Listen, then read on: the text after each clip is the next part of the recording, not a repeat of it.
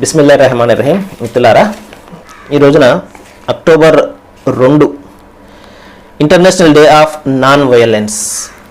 సోదర మహాశయులారా, జాతిపిత మహాత్మా గాంధీ యొక్క జన్మదినాన్ని పురస్కరించుకొని international day of non violence, అంతర్జాతీయ అహింసా దినోత్సవంగా మనము జరుపుకుంటున్నాము యునైటెడ్ నేషన్స్ యొక్క పిలుపుతోటి.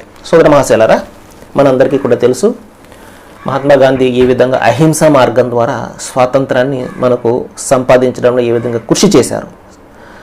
సోదర మహాశయులారా, ఆయన ఒక మాట చెప్తారు. ఏం చెప్తారు అంటే, ఏదైనా ఒక సిద్ధాంతానికి వ్యతిరేకంగా అందరినీ బలవంతంగా తన అభిప్రాయాన్ని రుద్దడమే నిజమైనటువంటి హింస అన్నారు. నేను ఒక సిద్ధాంతాన్ని నేను అనుసరిస్తున్నాను, ఇదే కరెక్ట్, ఇందులోనే నువ్వు తప్పనిసరిగా రావాలి అని చెప్పేసి ఇతరులతో నేను గట్టిగా బలవంతంగా నా అభిప్రాయాన్ని రుద్దడానికి ప్రయత్నం చేస్తే అది నిజమైన హింస అన్నారు. ఇప్పుడు ప్రస్తుతం అదే జరుగుతుంది.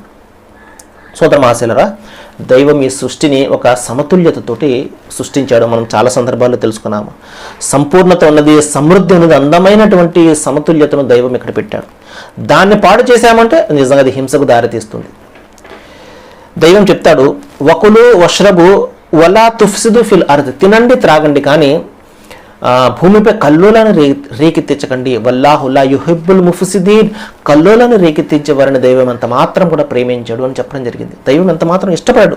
ప్రశాంతంగా ఉండాలి, అందరూ కూడా ఎవరి జీవితాన్ని కూడా గడుపుతూ ఉండాలి. అంతే తప్పించి జీవితాలను దుర్భరం చేసుకునే ఒకరినొకరు పాడు చేసుకునే పరిస్థితి ఇక్కడ ఏ మాత్రం కూడా ఉండదు. అది ఏ రూపంలోనైనా కావచ్చు, కులాల మతాల అధికారాల ఏ విషయంలోనైనా ఒకరి జీవితాన్ని మరొకరు ఎంత మాత్రం కూడా డిస్టర్బ్ చేయకూడదు.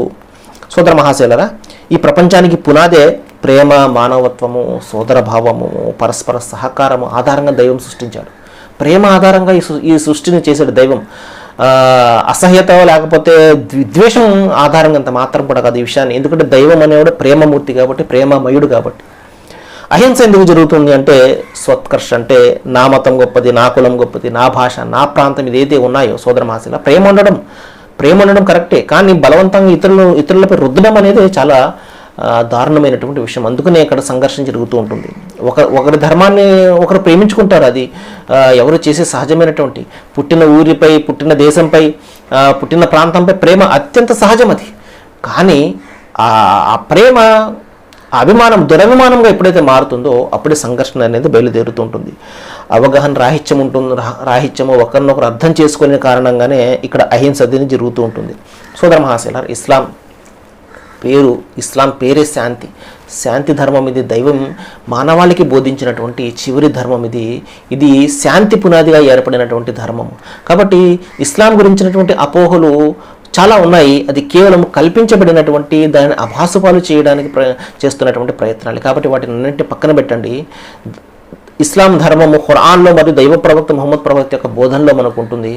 ముస్లింలను చూసి మీరు ఇస్లాంను అర్థం చేసుకోకండి. ఖురాన్ను మరియు దైవ ప్రవక్త ప్రవచనాలను చూసి మీరు ఇస్లాం ధర్మాన్ని అర్థం చేసుకోండి. రండి, ఇస్లాంను తెలుసుకుందాము. సర్వేజన సుఖినో భవంతు. Thank you.